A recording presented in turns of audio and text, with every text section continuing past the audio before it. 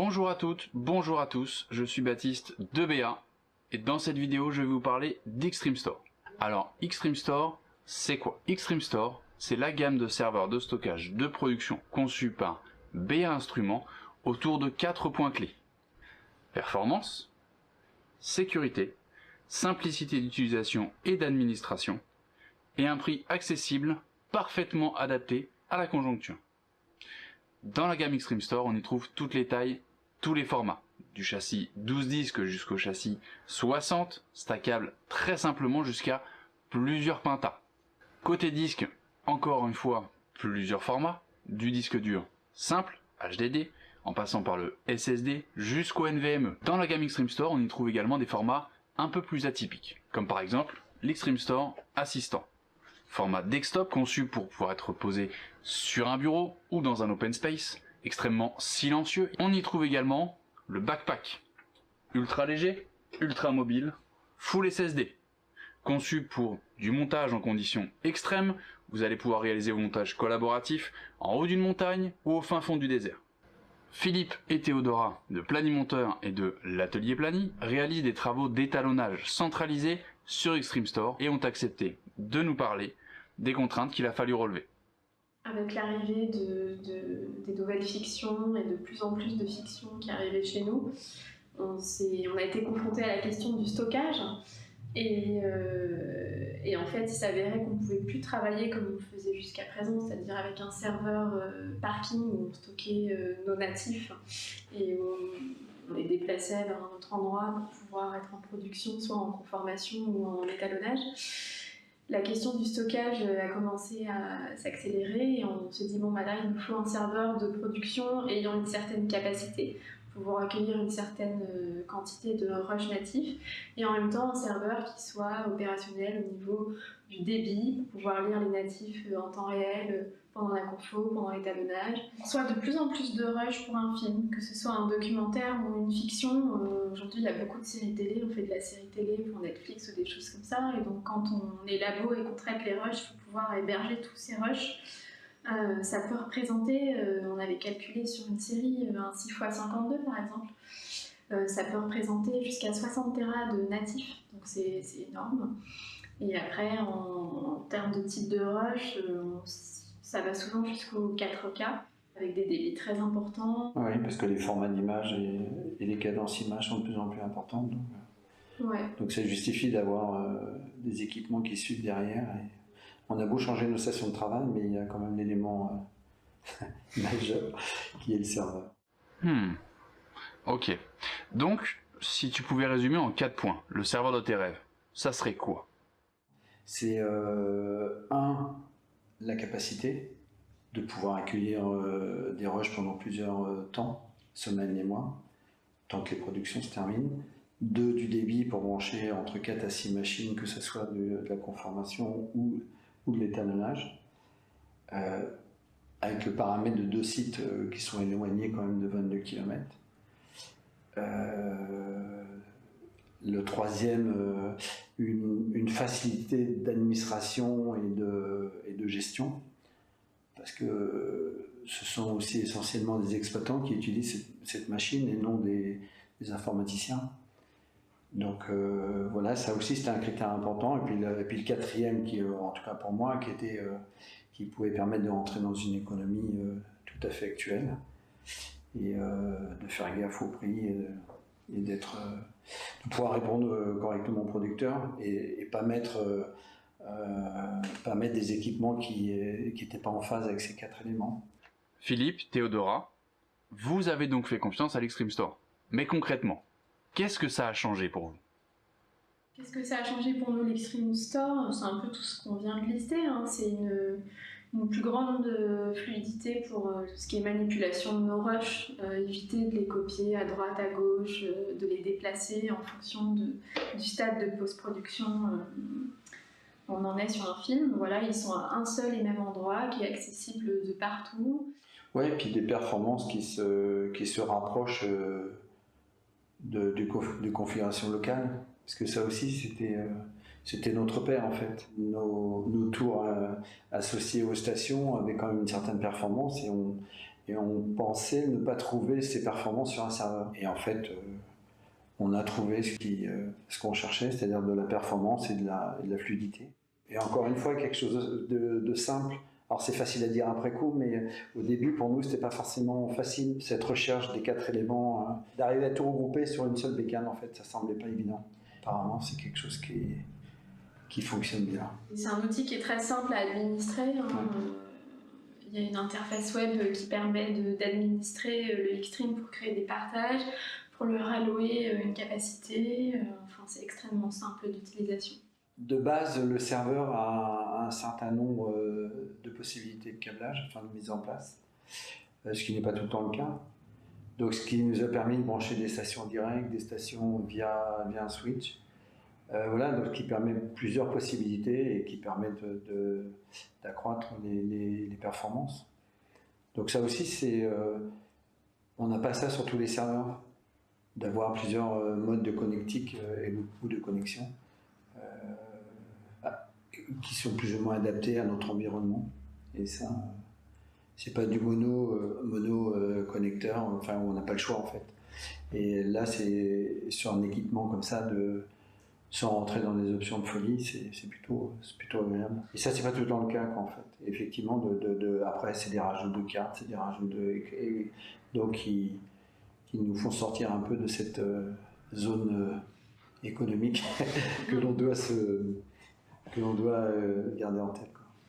C'est vrai, et d'ailleurs un des autres avantages c'est qu'on peut, comme le Xstream est branché sur notre fibre noire, il est accessible aussi bien, il est physiquement sur le site de l'atelier, mais il est accessible dans le 16e comme s'il était dans le 16e. Et donc en fait c'est totalement transparent, on peut Finalement, si une confo a lieu ici et qu'un étalo a lieu dans le 16e, c'est instantané. On a juste à ouvrir le projet Resolve de l'autre côté de Paris et tout est là. Donc ça, c'est un réel avantage effectivement de ne plus être en local. Oui, et puis ce qui nous évitait effectivement, comme tu soulignais, c'est des copies en permanence. On passait notre temps à faire des transferts de rush, de natifs, qu'on était obligé de mettre dans un coin parce qu'il fallait attendre les plusieurs semaines, plusieurs mois de fabrication. Donc on était obligé de les copier ailleurs. Après, il fallait les ramener pour la conformation. Et tout ça, c'était des heures et des heures et des nuits de copies et qui effectivement devenaient très très lourdes à gérer vu les quantités de programmes et puis encore une fois les quantités de rush qui sont quand même de plus en plus importantes. Quoi. Donc tout ça, même si l'Xtreme Store n'était pas forcément le bienvenu au départ, mais en tout cas ça a été une réponse, enfin il a été une réponse pour nous. Merci beaucoup à tous les deux.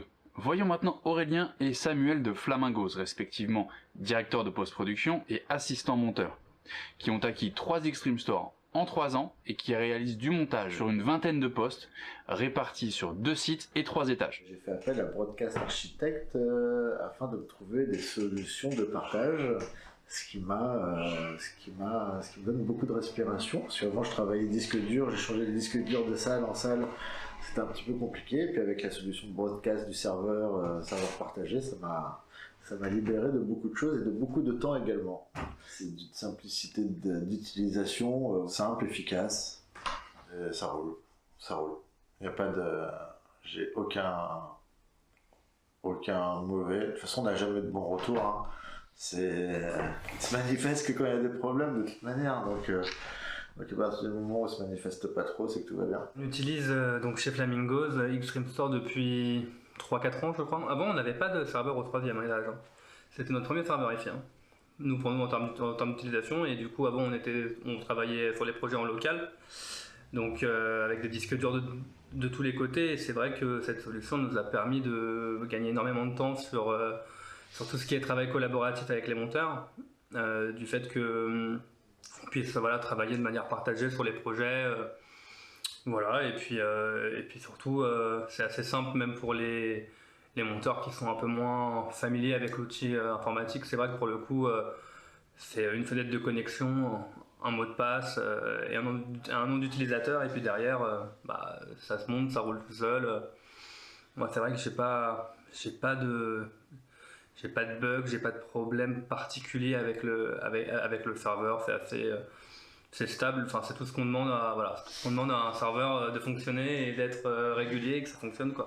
J'assigne des utilisateurs à des volumes et ensuite je communique aux différents monteurs avec qui je travaille. Voilà, la marche à suivre. Donc en fait un mot de passe, un nom d'utilisateur et puis 3 clics sur 3 volumes différents pour monter le projet et puis après ils sont autonomes. Donc ça c'est vrai que c'est déjà un gain de temps même voilà, sur tout ce qui est assistanat de base, ça veut dire début du projet, import des médias, le fait de ne pas devoir aller déranger le monteur dans sa salle pour lui copier des médias sur sa machine, donc du coup il peut continuer à travailler sur le jour précédent pendant que moi je travaille sur le jour suivant et tout ça de manière assez transparente et assez immédiate, ça c'est plutôt pratique.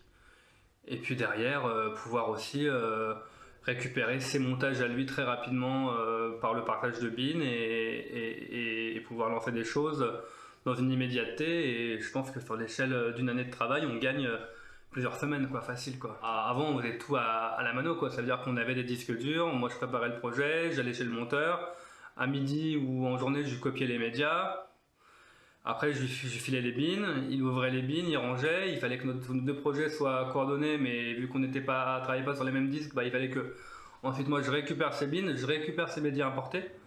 Donc tout ça en fait était du temps un peu perdu quoi. Et c'est vrai que là, ça nous permet à moi de faire pas mal de choses en plus que je pouvais pas faire avant. Pouvoir monter tous mes projets en même temps et pouvoir travailler avec les monteurs de manière assez séparée sur les différents projets et passer d'un projet à l'autre sans devoir mettre un disque dans un dock ou monter un disque dur quoi. Ouais, on en a pété des disques. Ah, après on fait le truc qui est cool, c'est qu'on fait évidemment des backups et tout, mais c'est vrai qu'on n'est jamais à l'abri d'un problème, d'un projet qui d'un coup est corrompu, d'un attic qui se sauvegarde mal. Enfin, tout ça en fait était assez, je vais pas dire hasardeux parce que ça fonctionnait, mais c'était pas optimal et vu que le nombre de projets commençait à grimper ici et que Aurel commençait à se développer et à se prendre de plus en plus de films, ça a été le bon switch de passer directement sur un serveur pour justement accueillir en fait de plus en plus de personnes et de plus en plus de films tout en essayant de garder une qualité de travail et de réponse pour les monteurs qui soit bonne et qui leur convienne quoi. Vu qu'on se parle pas beaucoup, vu que ça fonctionne, si on se parlait beaucoup c'est que ça fonctionnerait pas pour le coup. Quand j'ai des petits problèmes techniques, je passe un coup de fil à Broadcast et puis on met en place des choses, on cherche des solutions. Alors des fois c'est des problèmes d'utilisateurs, des fois c'est des problèmes serveurs, des fois c'est des trucs un peu, ça dépend, ça peut être pas mal de choses, mais c'est vrai que pour le coup pour avoir fait quelques boîtes avant de tomber chez Aurélien, c'est vrai que j'ai l'impression que selon ce que tu avais en fait très vite ça pouvait devenir compliqué et c'est sûr que quand Aurel il m'a dit qu'il prenait un serveur chez Broadcast, moi je connaissais pas du tout en fait.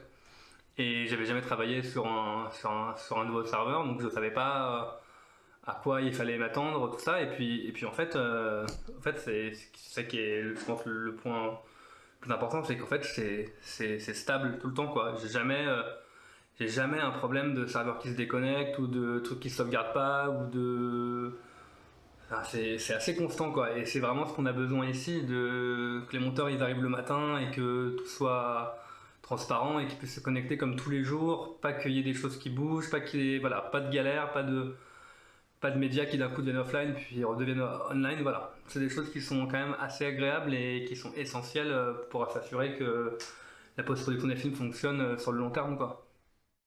Merci beaucoup à tous les quatre, mais résumer Extreme Store à un simple serveur, ce serait extrêmement réducteur. Puisque comme tout ce qui est conçu par BA, c'est avant tout une équipe. Un support qu'on appelle SASI. Donc au final, c'est une affaire d'hommes.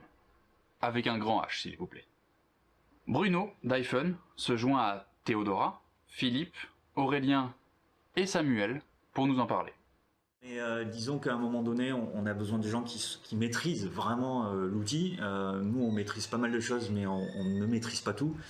Donc, pourquoi Broadcast ? Parce que voilà, bon, il y a Baptiste, donc toi qui m'interviewe, avec qui on peut discuter des prix, on peut trouver des arrangements, et c'est vraiment agréable parce que voilà, il y a une bonne entente et c'est assez fluide. Donc, moi, j'aime beaucoup ça. Et puis Ronan sur la partie technique, qui va pas raconter n'importe quoi, qui va reconnaître les limites de telle ou telle machine ou de ses limites à lui, ça peut arriver aussi, mais on trouve toujours une solution et c'est super agréable. Et d'ailleurs, on se voit pas beaucoup puisque ça marche très très bien. Ça fait 1 an et demi, je crois, et on s'est pas vu beaucoup parce que ça tourne en fait. Donc les serveurs Vantage, VChecker et autres sont passés sur des machines de broadcast, toujours avec des processeurs AMD, et c'est vraiment violent. On a gagné un temps sur les transcodes notamment, c'est incroyable. C'est vrai que le support de BA est très réactif. Il m'est arrivé d'avoir des petites questions sur les partages ou d'éventuelles questions de ralentissement que j'ai pu observer. Donc voilà, le support, on appelle le support, il y a quelqu'un qui nous répond tout de suite, qui peut prendre la main à distance pour voir ce qui se passe. La personne examine les logs pour voir s'il y a quelque chose qui s'est passé. Non, rien à dire, c'est très... Oui, moi je rajouterais aussi quelque chose, c'est que s'il y a la nécessité de se déplacer, le support se déplace, ce qui est plutôt rassurant pour nous. C'est-à-dire que la prise en main à distance est une chose, mais l'intervention sur site est aussi importante. Ah ouais, c'est vrai que en plus... Et ça, on l'a eu, ça, donc c'est plutôt rassurant. Dès qu'on a un petit souci, un petit coup de fil, et puis on a toujours une petite réponse, quelque chose, ou un rappel, enfin, les choses elles se règlent assez rapidement. La manière d'aller spotter quel est le problème aussi, c'est assez agréable. On discute ou machin, vous prenez la main à distance sur les machines. Il y a un accompagnement, qui est quand même agréable et qui nous rassure parce que nous on est vraiment en opérationnel. Moi j'ai pas les connaissances du tout serveur ou quoi que ce soit. Je pourrais pas mettre les mains dedans, mis à part pour faire des choses très classiques qui m'incombent. Mais c'est vrai que pour le coup, moins je vous ai au téléphone, plus ça veut dire que le serveur fonctionne et c'est agréable. On est très bien accompagné par ton directeur technique et par toi. Vous êtes toujours joignable. Je me rappelle quand j'avais des soucis le week-end, vous étiez encore avec moi le dimanche soir à 1h du matin pour essayer de me solutionner des petits soucis de compatibilité pour que je puisse redémarrer le lundi matin tranquillement. Puis c'est quelque chose qui roule, tout simplement. Et voilà, nous arrivons à la fin de cette vidéo. Avant de nous quitter, je voulais vraiment remercier Théodora, Philippe, Aurélien, Samuel et Bruno de nous avoir reçus et nous avoir répondu sans aucune contrepartie. Je voulais également remercier tous nos partenaires qui nous ont fait confiance et avec qui nous vivons de très belles aventures humaines. Donc merci, merci, merci.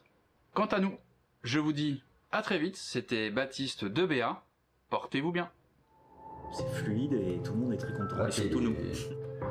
Non, mission Comparativement, ouais, c'est moins cher. Non, vous êtes au top les mecs, bravo. Bravo.